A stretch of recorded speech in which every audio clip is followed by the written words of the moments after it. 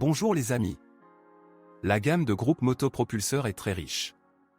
Il comprend plusieurs moteurs essence et diesel d'une cylindrée de 1,8 à 3,0 litres. Le moteur de base n'a pas une excellente dynamique, il ne convient donc qu'aux conducteurs calmes. De plus, dans l'ancien M43 1.9, il s'agit parfois de faire tourner les doublures. De plus, le moteur est également gourmand. Son problème typique est la défaillance du moteur pas à pas du papillon des gaz, ce qui entraîne un fonctionnement au ralenti irrégulier. Un bon choix serait les modifications de litres de la série N46 avec 143 et 150 ch. Parfois, ils ont des problèmes avec le tendeur de chaîne de distribution. Heureusement, lorsque la chaîne saute, les soupapes et les pistons ne se rejoignent généralement pas. Ces unités vous permettent de révéler plus pleinement les capacités de la voiture, sans coûts importants. Mais on ne peut obtenir un véritable plaisir de conduire qu'avec des S6 sous le capot. En plus d'une bonne dynamique, le propriétaire bénéficie également d'une fiabilité acceptable.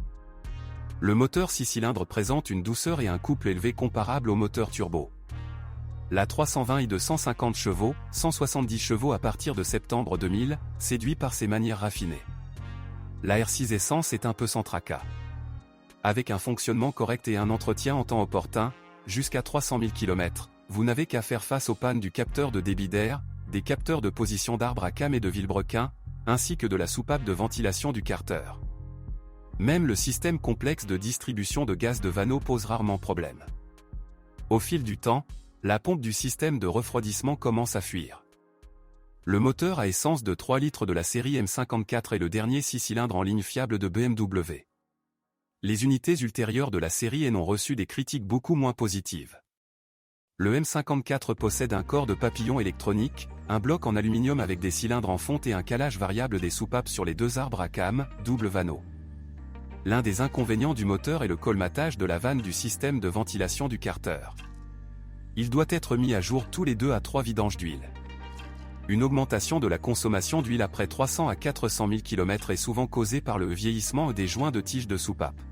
Bonjour les amis, vous cherchez une voiture d'occasion, vous devez prêter attention au site web carm.pro. Carm.pro est grand catalogue de voitures, moteurs, boîtes de vitesse. Et le meilleur, c'est que vous pouvez trouver des informations sur les pannes de n'importe quelle pièce. Complètement gratuit. Allez sur le site web carm.pro et découvrez tous les éventuels points faibles des voitures d'occasion.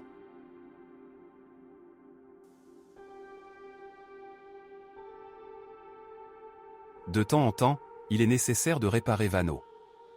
Les moteurs diesel sont traditionnellement plus difficiles et plus coûteux à entretenir, notamment ceux équipés d'un filtre DPF. Le choix le plus sûr serait le M47 dans une version antérieure, avec une pompe d'injection de carburant VP44, dont la réparation n'est pas trop coûteuse. Les unités portant le préfixe TU ont reçu un système d'injection Common Rail. Les turbodiesels sont devenus plus économiques, mais en raison du kilométrage élevé, il faut compter avec des dysfonctionnements des injecteurs de carburant. Heureusement, ils peuvent être réparés à relativement peu de frais. Un certain lot de moteurs Common Rail a souffert de la destruction de l'arbre. Dans d'autres cas, des équipements auxiliaires, tels qu'un turbocompresseur et des amortisseurs dans le collecteur d'admission, peuvent causer des problèmes. Les soupapes peuvent se coincer dans le moteur et endommager le moteur. Cependant, sur la plupart des machines, ils sont déjà supprimés.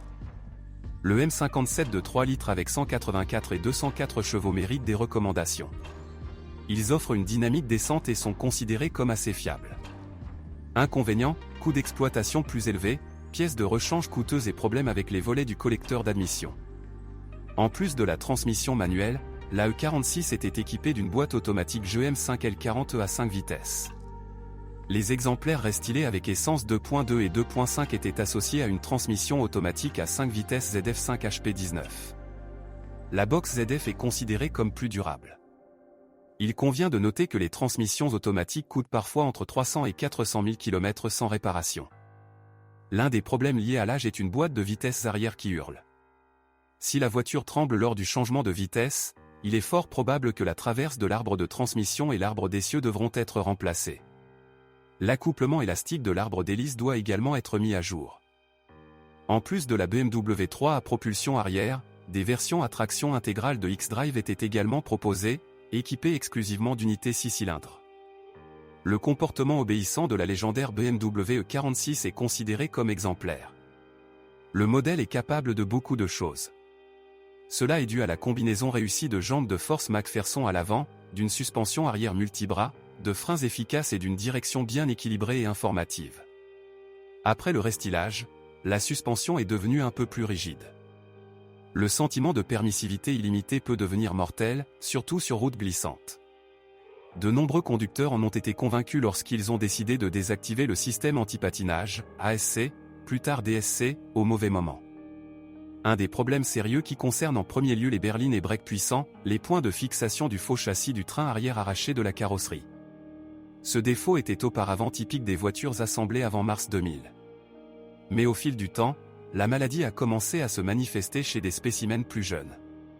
Ainsi, dans tous les cas, lors de l'inspection, vous devez vous assurer qu'il n'y a pas de fissure sur le fond et qu'aucun bruit étranger ne se produit lorsque la charge change.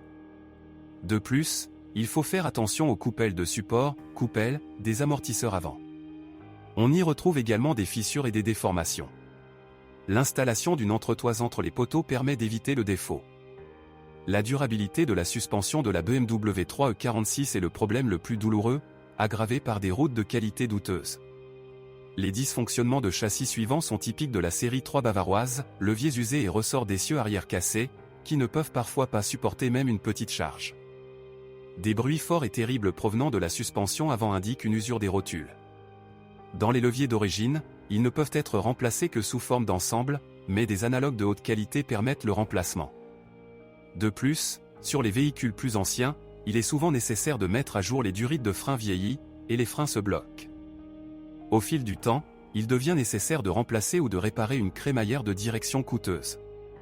La pompe de direction assistée peut également tomber en panne.